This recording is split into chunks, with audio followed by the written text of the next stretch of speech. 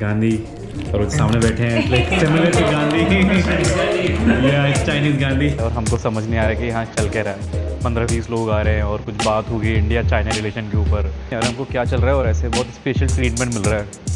I really cherish my freedom actually.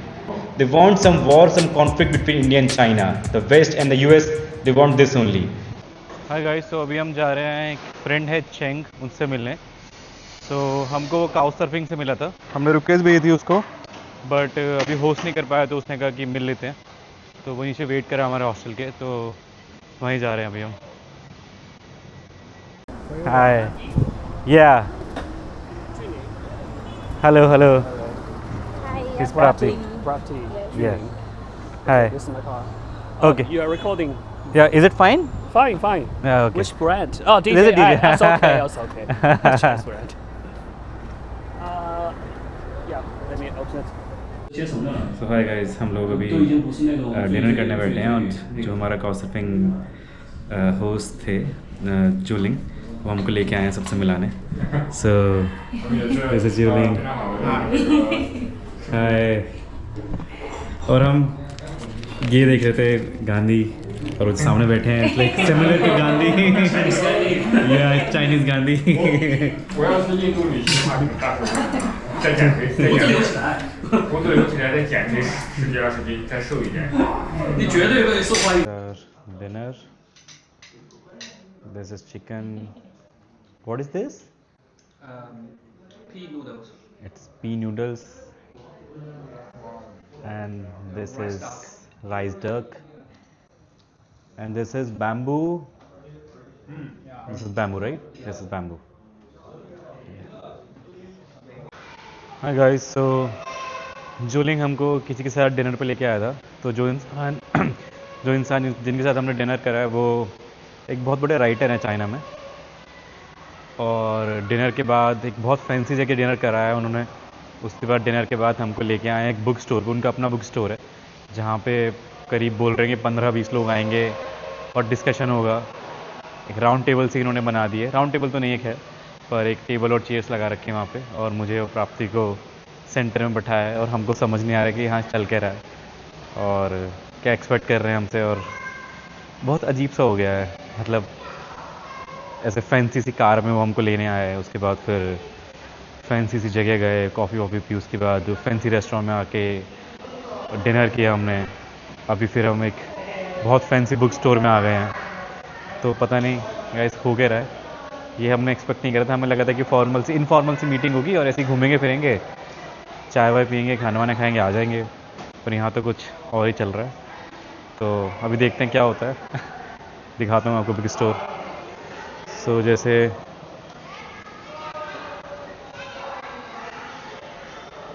ये book store है, ये इन्होंने चेयर लगा दी है। प्राप्ति और मेरी चेयर सबसे उधर है, ये दोनों जो दिख रही है आपको अलग सी।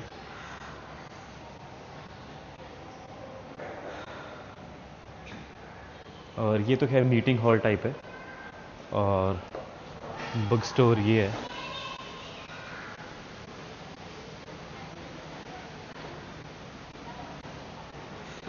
ये पूरा एरिया है।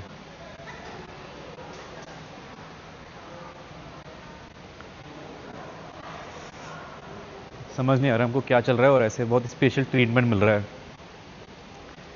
तो थोड़ा अजीब सा फिशी सा भी लग रहा है, बिल्कुल समझ नहीं आ रहा है कि ऐसा हो क्या गया है कि हम लोग कौन आ गए हैं। ऐसे बड़े रिनाउंड प्रोफेसर आ गए हैं, जैसे उनके साथ बातचीत करने के लिए 15-20 लोग आ रहे हैं और कुछ बात होगी इंडिया चाइना रिलेशन के ऊपर। तो देखते हैं क्या होता है, क्या चलता है। बहुत चीज़ें रिकॉर्ड नहीं कर पा रहा हूँ मैं, थोड़ा ऑकवर्ड हो जाता है रिकॉर्ड करना। तो अभी लोग आए नहीं है इतने, तो इसलिए मैं रिकॉर्ड कर पा रहा हूँ बाहर निकल के। ट्राई करूँगा कि ये जो मीटिंग हो रही है उसको मैं रिकॉर्ड कर पाऊँ थोड़ा, फिर पता चलेगा, बताता हूँ आपको क्या रहता है। 自由提问和自由聊天。Prapti, thanks for coming. Prapti. You're welcome. Okay. Hi. Can you say hi? Hi, Hi, everyone. Let's talk about your previous work. Like, a lot of Chinese people are curious about your previous work as a political strategist. Yes. So, can you describe how do you feel about the work?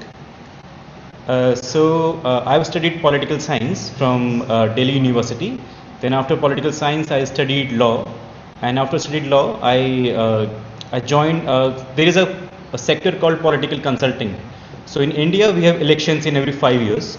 So I used to work for various political parties. I used to help them in designing the election campaigns and making strategies for them and help them, the politicians, to win the elections. So previously I worked for three parties, and since last 2.5 years I was working for a party called BJP, Bharatiya Janata Party. This party, wait a second. BJP 就是那个印度人民党，就是现在莫迪所任职，就是他的那个党。yeah. So since last 2.5 years I was working for BJP. BJP is ruling India right now. You personally, do you personally believe in this system? Do you think it works well? I think for the country like India, so if we talk, since we have talked about India and China till 1990s, India and China were like same. The GDP of India and China was same, the per capita was same. But right now China has like I would say $20 trillion economy, but India is like 4 trillion. So the gap is huge. China developed so well because of the regime, the communist regime, and the ruler. And also, India is such a diverse country. India has 22 official languages. Every state speak different language, so it get very difficult for the leader to communicate to the people. But China has some different thing. Everyone speak Chinese. Everyone can understand what their president or general secretary of CCP is saying. But it's not same in the India. Also, I would say democracy. Personally, I'm not a big fan of democracy. I think if a leader is good, if a leader is honest, then I think dictatorship can also work. So in China, democracy, I don't think it has worked very well in terms of development. But in terms of freedom, I would say it's great. So China, the people who live in China, they do not have a lot of freedom. The press, the media, they are in the absolute control of the government.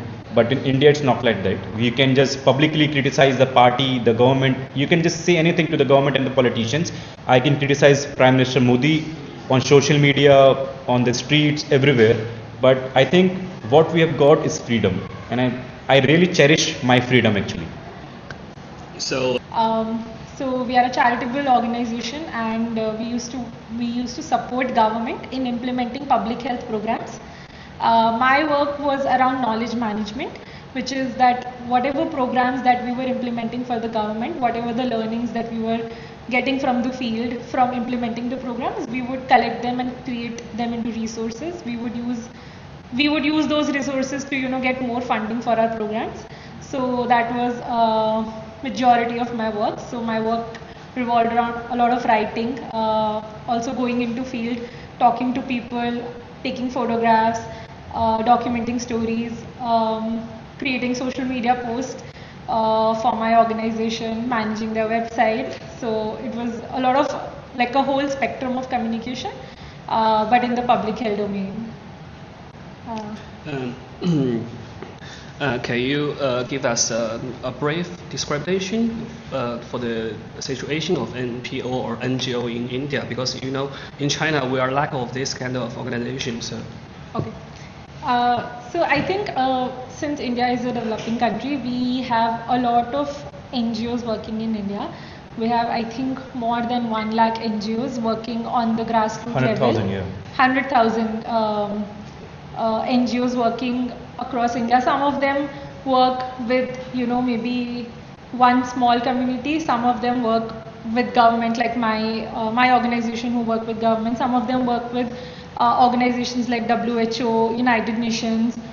So they take help from those organizations to fund smaller projects in India.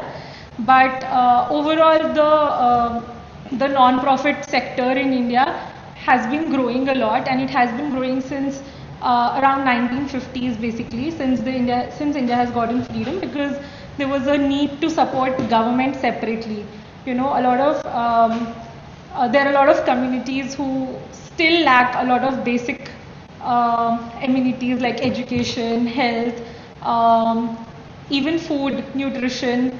So there are a lot of organizations who pick up a small problem, they create a program out of it. So in my studies, I've studied how do we create a program from scratch, how do we raise fund for that program, and how do we implement the program. Then there is also an aspect of program measurement. So when a program is being implemented, we take records of who all are the beneficiaries of the program, what are they what are the results of the program, and that is used to create more reports. So, and I also think India and China is such a old and great civilization, and like very very old civilization, like 5,000 year old is Chinese civilization, same with India, and we have so many cultural ties like Buddhism also. A lot of people follow Buddhism here. There's a lot of people who follow Buddhism in China. Our history is a little bit similar, and they are big countries in this subcontinent in Asia. The Western countries, they don't want India and China to get closer, because if the India and China get closer, then there will be a problem between, like, they won't be able to, tackle both the countries. They want some war, some conflict between India and China. The West and the US, they want this only.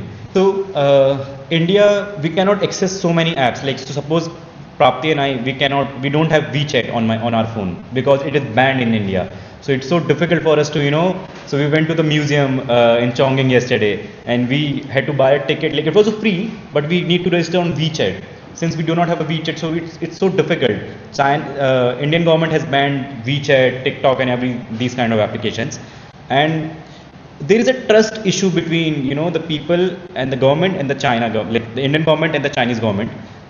Indian government think that the application which are working in India, they are selling the data, or they're sharing all the data of the Indian people to the Chinese Communist Party. So it's like a real thing. So they don't trust Chinese applications. They always think that just they are selling the data to the Communist Party of China. So it's a trust issue. Yeah. So, Prapti, how about your attitude to Chinese environment? Like, as a girl, like to hang out alone is safe enough for you? I mean, I haven't stepped out alone. We've been traveling together only, but I found it to be quite safe actually. I see a lot of women on the street constantly, and in the subway also. There, like in Delhi Metro, we have a separate compartment for women. Separate? In Metro. yeah. It's not like so we can go into any other compartment, but men cannot come into one compartment, which has been created for women's safety. Yeah. But I think in general we've found it to be quite safe actually. Yeah, I think China is very safe. You can see cameras in every 10 meters in China. So Every meters. Yeah. there is camera here. I just counted one day, like there were 10 cameras in a bus. So we are not scared of anything because of all the cameras. No one will do anything. Yeah, I found, I don't know, I personally found it to be like a good measure for safety. Yeah. Because in Delhi or Also, in India we lack. There can be two perspectives. If there are so many cameras, like it is also a matter of privacy, so that government know where you are going, what are you doing. So you can also think in other way, because in India we think in that way also. Privacy is a big thing in India. So we cannot, if the government pass any law about the privacy, then the people go to the court and file a complaint or a petition against the government, and the Supreme Court intervene, and they say that you cannot do such thing, you cannot pass this law because this is against the privacy of us. So right to privacy is a fundamental right in India for every person. I think because I think I've worked in the development sector for almost 3 years. I think that I would say the basics have to be met.